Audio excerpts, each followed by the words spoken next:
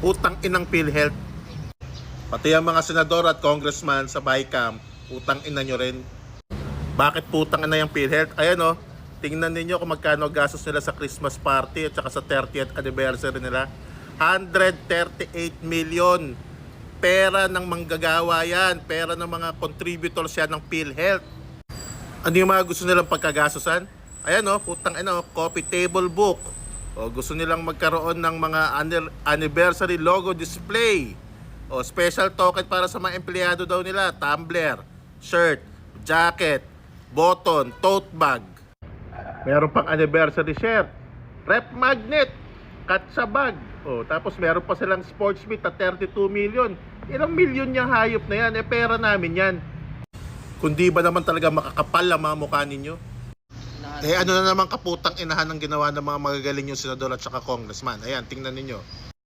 Tinanggalan ng budget yung PhilHealth, no? Wala na yung government subsidy na tinatawag sa Universal Healthcare Law. Ayan o, PhilHealth. Ayan o, blanco. Zero. Putang ina. Ano depensa ng mga senador at congressman? Meron daw naman kasing 600 billion na reserve fund ang PhilHealth. Mga bobot tanga pala kayo eh. Reserve fund, syempre kailangan ng pondo na yun na nakareserba para do sa mga extraordinary na mga sakit. At saka kapag baka mamaya biglang magkaroon ulit ng pandemic, kailangan yon ng mga lahat ng manggagawang Pilipino. At isa pa, sabi ng Universal Healthcare Law, dapat ang gobyerno may subsidy dyan sa PhilHealth. Bakit? Kasi doon sa Universal Healthcare Law, kinover lahat ng PhilHealth ng batas para pati yung mga hindi nagko-contribute pwedeng maka-avail ng mga PhilHealth na benepisyo. Sino nga yung pag-shoulderin nyo yan? Ito yung mga contributors ng mga manggagawa. Wala nang contribution ng gobyerno. Ano, kami-kami na lang to. Sa nabali kung walang pera ang gobyerno, napakaraming pera ng gobyerno. Saan nyo inilipat? Akap. Yan 26 billion, naghati pa kayo mga senador at saka congressman. Ayuda na naman kasi eleksyon. Ano pa tinanggalan nila? Ayan o, DepEd, 12 billion. CHED, 30 billion. Free college support, 3 billion. DSWD, 96 billion. Tapos yung PhilHealth, tinanggal yung 74.4 billion. Yan lahat yung mga tinanggal ng mga senador at congressman dahil hindi daw nila prioridad yang mga departamentong yan, edukasyon, kalusugan. Nilagay ng mga magagaling na senador at congressman yung mga pondong nawala. Ayan o, DPWH, dinagdagan ng 288 billion.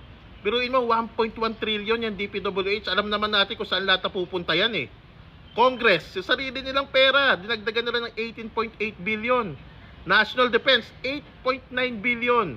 Mga state universities, ito medyo pwede pa to, 7.2 billion dinagdag sa mga state universities. Pero yung Office of the President, dinagdagan pa nila ng 5.4 billion pesos.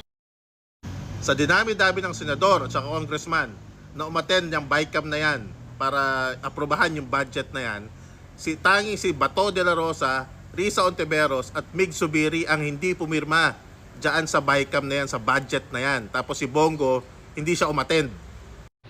O sige nga, sinong hindi mapapaputang ina dyan sa nangyayari na yan sa budget ng bansa natin?